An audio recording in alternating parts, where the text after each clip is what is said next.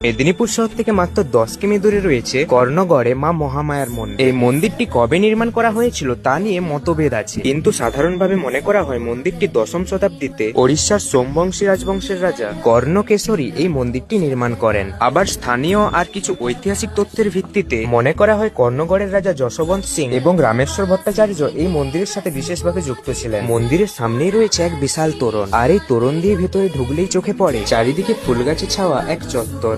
আর এই চত্বর পেরিয়ে উৎকল রীতিতে নির্মিত দণ্ডেশ্বর মন্দির। এই মন্দিরে কোনো শিবলিঙ্গ নেই, রয়েছে এক গভীর গর্ত, আর এই গর্ত জনিপীঠ নামে খ্যাত। মন্দিরের ভেতরে বাঁদিকে রয়েছে এক কালো পাথরের লিঙ্গ মূর্তি, এর নাম খড়গেশ্বর মহাদেব। আর এই মন্দিরের পাশেই রয়েছে মহামায়ার মন্দির, আর এই মন্দিরে মা মহামায়ার পাশেই রয়েছেন মা দক্ষিণাকালীও। এই মন্দিরে এলে আপনি ভক্তির সাগরে ডুব দিতে বাধ্য হবেন। মহামায়া মন্দিরের উল্টো দিকেই রয়েছে বাবা রঘুনাথজিও মন্দির, তিনি এই মন্দিরে বসেই সিদ্ধি লাভ করেছিলেন। এখানে রয়েছে একটা ত্রিশূল আর কল্পতরু বৃক্ষ। ভক্তদের বিশ্বাস এখানে ধাগা বাঁধলে মনস্কামনা পূরণ হয়। আর এটা হলো সিদ্ধিকুণ্ড, এখানে জলেই মহামায়ের ভোগ রান্না করা হয়। দণ্ডেশ্বর মন্দিরের উত্তরে রয়েছে মহাবীর অর্থাৎ হনুমানজির মন্দির। মন্দিরের ভেতরে শিলার মধ্যে বজরংবলীর মূর্তি খোদাই করা। দণ্ডেশ্বর আর মহামায়া মন্দিরের মাঝে রয়েছে যোগমায়া দেবীর মন্দির। মায়ের দৃষ্টি খুবই অদ্ভুত। তোমরা কারা কারা এই মন্দিরে গিয়েছিলে অবশ্যই কমেন্টে জানিও। ভিডিওটি ভালো লেগে থাকলে লাইক, কমেন্ট এবং শেয়ার করে দিও, আর ফলো দিয়ে পাশে থেকো। দেখা হচ্ছে পরের ভিডিও।